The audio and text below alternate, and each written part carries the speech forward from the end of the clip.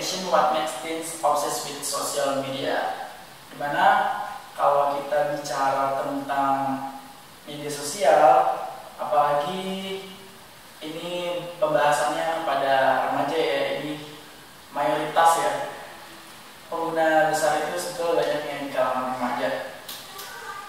Dan isi dari capture nya si Dana Boyd ini itu membahas tentang apakah para remaja sudah dapat dibilang kecanduan dalam menggunakan sosial media atau masih mengarah pada kecanduan. Yang pertama, di capture ini Dana Boyd itu membahas tentang kehidupan remaja yang terlebih dahulu, di mana para remaja itu masih mencari kegiatan ya, atau mencari hal-hal yang disenangi seperti hobinya atau hal-hal baru pun yang mereka senangi itu pasti akan mereka lakukan gitu ya. Salah satunya contohnya ya main sosmed atau menjadi pengguna media sosial, di mana semua media sosial yang telah menyediakan platform di media sosial ini udah banyak isinya yang menyangkut kepada kegiatan-kegiatan para remaja saat ini. Contohnya kayak ngetik ya, sekarang harus kalau dulu itu pas pakai ngetik atau menulis manual, sekarang sudah lewat digital ya, blogger, terus ada vlog juga, vlogger, terus kayak mengembangkan itu ya, bakalnya juga kayak bisa bernyanyi atau melukis dan lain-lainnya itu sudah menggunakan media gitu, dimana platform itu setelah disediakan oleh yang namanya media sosial ini kayak gitu. Lantas Dana Boyd ini membahas kecenderungan bahwa image pengguna media sosial saat ini atau remaja sebagai sifat kecanduan. Apa betul itu adalah sifat kecanduan? Tapi ini salah satu hal yang mengarah pada kecanduan atau memang masih mengarah atau memang sudah menjadi kecanduan para remaja sebagai pengguna media sosial. Nah, perlu diketahui lagi bahwa fungsi dari media itu sendiri kita tahu sebagai edukasi, mencari informasi, entertain dan lain-lain, itu memang sudah menjadi kebutuhannya makhluk sosial ya, terutama remaja yang tingkat emosionalnya itu masih labil ya, masih naik turun, dan mereka masih mencari-cari hal apa yang akan mereka tekuni selagi mereka masih bisa selagi mereka masih memiliki kesempatan untuk bisa mengeksplor apa yang ada di live saat sekarang ini. Nah, dengan demikian sebetulnya ada kekhawatiran yang besar terhadap para remaja ini dalam menggunakan media sosial. Salah satunya tentunya orang tuanya sendiri. Kalau dibilang khawatir ya pasti, karena orang tua banyaknya mendapatkan info atau news tentang buruknya media sosial dan juga bahayanya. Dan does it? Ya, of course itu betul. Tapi kalau dilihat dari kita sendiri sebagai pengguna, bahwa kita memang sudah mengetahui latar belakangnya adanya media sosial tersebut, didirikannya platform tersebut, sampai kegunaan dan juga mungkin batasan serta dampaknya bagi kita sebagai pengguna itu apa. Namun di sini yang perlu kita lakukan dan cara kita menyikapinya, kita bisa mengedukasinya kepada orang-orang terdekat kita terlebih dahulu. Contohnya kepada orang tua kita yang mungkin memiliki kekhawatiran besar atas kita, sebagaimana remaja ini dipandang udah kayak ya kecanduan media sosial gitu. Untuk setiap bangun tidur misalnya, atau mau tidur, mau makan dan lain sebagainya, dalam melakukan kegiatan apapun kita pasti langsung memegang gadget ya, atau ya perangkat yang pendukung ya yang bisa mengakses media sosial itu sendiri. Intinya nggak terlepas dari yang namanya ngecek media sosial. Nah, kekhawatiran itu sebetulnya yang bisa kita hadapi dan kita bisa bijak dalam menyikapinya dengan mengedukasi orang tua kita. Contohnya kita bisa memberitahu aplikasi apa saja yang kita gunakan. Terus aplikasi ini relate nih sama kita nih, terus fungsional nggak, atau emang kita cuma mau ikut-ikutan tren aja. Sebetulnya balik lagi nih, ada tipe-tipe orang yang menggunakan media sosial itu sesuai kebutuhannya. Ada yang untuk education, ada yang untuk search information, terus ada yang untuk ikutin trending, terus hiburan dan lain-lain. Itu kita mempunyai alasan tersendiri untuk para remaja khususnya dalam menggunakan media sosial. Dan kalau kita memang sudah benar-benar mengetahui latar belakang adanya media sosial itu dan dididikannya platform tersebut, justru kita harus lebih aware dan kita lebih bijak dalam menggunakan media tersebut. Karena apa? Kalau Dina Boyd ini dalam karyanya itu dia menjelaskan bahwa yang terpopuler waktu dia menulis It's Complicated ini itu ada platform Facebook, Twitter, sama MySpace yang populer tuh. Dimana khawatir orang tua itu dia menganggap bahwa anak-anak kita, terutama anak remaja ini tidak bisa kolaboratif gitu dalam menggunakan media sosial di kehidupan realnya sama di dunia maya seperti itu. Dan juga orang tua cuma melihat katanya hanya keterampilan sosialnya aja yang diasah. Justru memang media sosial ini sebagai tempat interaksi sosial ya, di mana penggunanya ini bisa berhubungan dengan teman-temannya itu lewat teknologi digital ini gitu. Salah satunya media sosial atau platform-platform yang saat ini sudah digunakan. Contohnya kayak Twitter, Facebook itu kita bisa berkomunikasi jarak jauh ya. Itu yang dimaksud dengan keterampilan sosial, di mana teman-teman kita nggak perlu lagi tatap muka, tapi kekhawatiran terbesar orang tua lah yang mungkin bisa menjadi hambatan dan juga noise bagi kita dalam bisa memanfaatkan media saat ini. Mungkin itu juga yang menjadi salah satu alasan orang tua bisa menyebut atau bilang anaknya atau khususnya di para remaja ini mereka kecanduan ya, terobsesi banget sih sama sosial media gitu kan, sampai makan ngecek Instagram misalnya, terus lagi mau tidur harus WhatsAppan atau video call dulu, atau setiap menit setiap detik kita nge-tweet ya, terus setiap ada kegiatan atau apa-apa kita selalu bikin snapgram dan lain-lain. Nah itu sebetulnya yang menjadi kekhawatiran orang tua gitu. Tidak terlepasnya kita seorang remaja pada media sosial, yang dimana sebetulnya kita sendiri yang sudah tahu bagaimana cara menggunakannya dengan baik dan bijak itu mempunyai batasan dari segi waktu, cara penggunaan, apa yang perlu kita isi di dalam media sosial yang kita gunakan, apa yang perlu kita sharing, apa yang perlu kita dapatkan, dan apa yang bisa kita hasilkan dari situ. Kita coba berikan hal itu semua kepada orang yang menjadikan hal itu semua jadi khawatir gitu ya. Karena apa? Karena satu kekhawatiran itu sendiri sebenarnya bisa diatasi dan dipendam ya, menjadi lama-lama menjadi hilang. Dengan kolaborasi itu tadi kita sebagai user atau orang lingkungan terdekat kita, bisa juga sama orang tua kita nih, kita harus kolaborasi. Dengan cara apa? Yang tadi, kalau kita sudah tahu backgroundnya dan bagaimana cara penggunaan media itu dengan baik, kita harus bisa mengedukasi orang-orang yang mengkhawatirkan kita akan kita menjadi pengguna media sosial ini. Nah, yang terakhir, pointers yang terakhir itu dijadikan the last question atau pertanyaan ringkas oleh Dina Boyd. Kecanduan internet atau media sosial, cara atau hal apa yang dapat kita lakukan dan dapat kita ambil dalam menggunakan sosial media ini.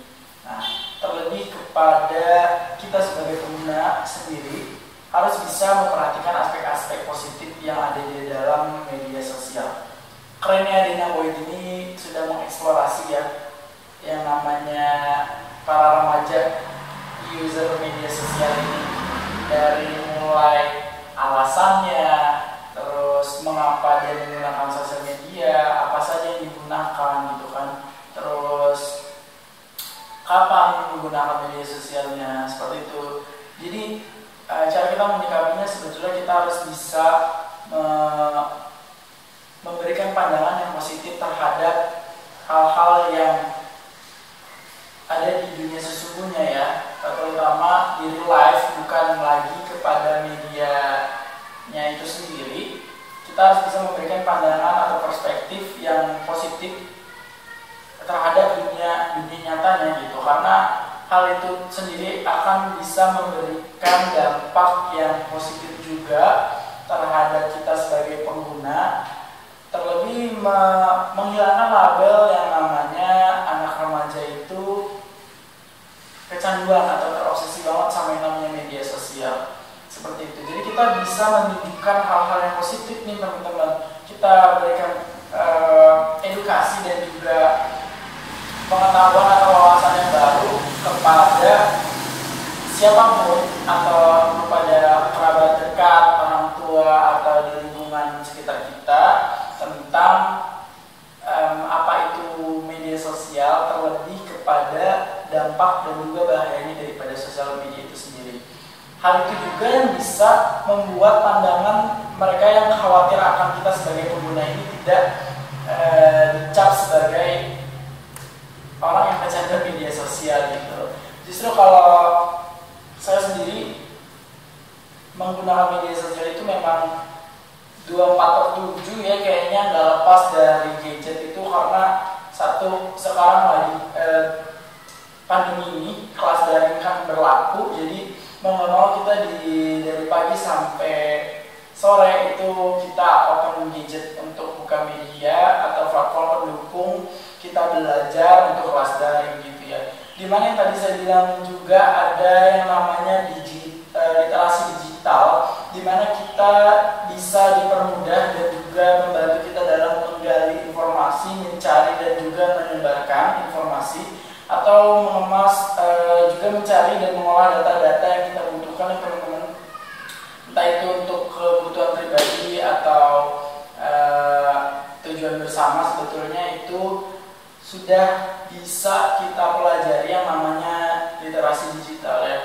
Kalau dibilang di Dinaboid ini kan ada sedikit tadi menyinggung ya, namanya orang yang kecanduan media sosial ini nilai tingkat prestasi dalam literasinya itu hampir nggak ada gitu. Kayak dari mulai anak kecil aja itu udah mulai pegang gadget terus ya menjadi user media sosial itu sendiri gitu. Ini sebetulnya masuk ke dalam pembahasan yang namanya identitas dan juga privacy gitu. Terus aneh nggak sih media sosial itu digunakan oleh anak-anak di bawah umur kayak gitu kan. Jadi cara kita menyikapinya itu dia tadi, kita harus bijak dalam menggunakan media sosial. Kita perlu ketahui dulu apa dan maksud tujuan kita menggunakan media tersebut, tujuan diadakan media tersebut itu untuk apa, dan juga tentunya kita harus bisa menyebarkan hal-hal yang positif kepada orang-orang terdekat, terutama orang-orang yang memiliki kekhawatiran lebih terhadap kita sebagai pengguna media sosial, khususnya kalangan remaja, sehingga kita dapat dinilai masih memiliki batasan-batasan yang wajar dalam menggunakan media sosial. Nah, untuk lebih lanjutnya lagi, kayak untuk lebih kita tanya kepada di real life juga, saya mau tanya jawab juga sama rekan saya, dimana dia juga sebagai user media sosial. Kita mau tanya nih, iya nggak sih dia disebut sebagai orang yang kecanduan, atau memang baru mengarah kepada yang namanya kecanduan gitu. Terus sampai bilang anak remaja ini terobsesi sama yang namanya media sosial. Nah, ini akan lebih seru lagi bahasannya, sama bisa lebih akurat dan juga terpercaya ya kalau kita ada narasumbernya gitu ya. Oke teman-teman, ini dia sesi tanya jawabnya. Nah, untuk membuktikan dan juga kita mengetahui lebih lanjut dari karyanya Dinaboid itu, apa yang membuat para remaja itu terobsesi oleh media sosial. Nah, untuk saat ini saya sudah bersama rekan saya, Kokoy. Nah, kita akan tektok tanya jawab aja seputar live-nya nih, bagaimana nih user dari media sosial di dunia sosial yang sesungguhnya. Apakah memang benar udah mengarah ke kecanduan atau memang itu jatuhnya ke kecanduan? Oke, kok gini Koy. Jadi kalau dari karyanya Dinaboid ini, dia bilang kalau anak muda ini pengguna pengguna media sosial yang tidak memikirkan bahayanya seperti apa, dan juga paling banyak gitu menjadi pengguna media sosial. Yang menurut gue sendiri nih, kita sebagai remaja sudah mengarah ke kecanduan atau emang ke kecanduan? Kalau menurut gue sih, gue kan sebagai remaja yang gunain media sosial, ini sebenarnya Pak, ada beberapa teman-teman yang emang gunain media sosial itu untuk keperluan yang penting, dan ada beberapa teman-teman yang emang kecanduan. Ada sih menurut gue ya, ada kecanduan untuk media sosial, dan mungkin kayak contoh game kan gitu. Itu menurut gue menggunakan media sosial yang emang benar sih untuk menghibur diri, tapi enggak semestinya sesering itu mungkin menurut gue itu bisa dibilang kecanduan sih kayak gitu. Oke, berarti salah satunya alasan remaja ini menggunakan media sosial dari kebutuhan berinteraksi sosial, terus untuk hiburan ya.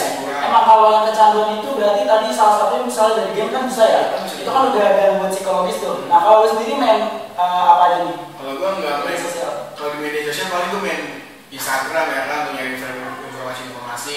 WhatsApp jelas dong, itu kan untuk komunikasi kan antara teman-teman yang lain gitu. Facebook paling sama Twitter sih, itu aja sih. Kalau untuk game-game kayak gitu, kalau gue nggak main sih.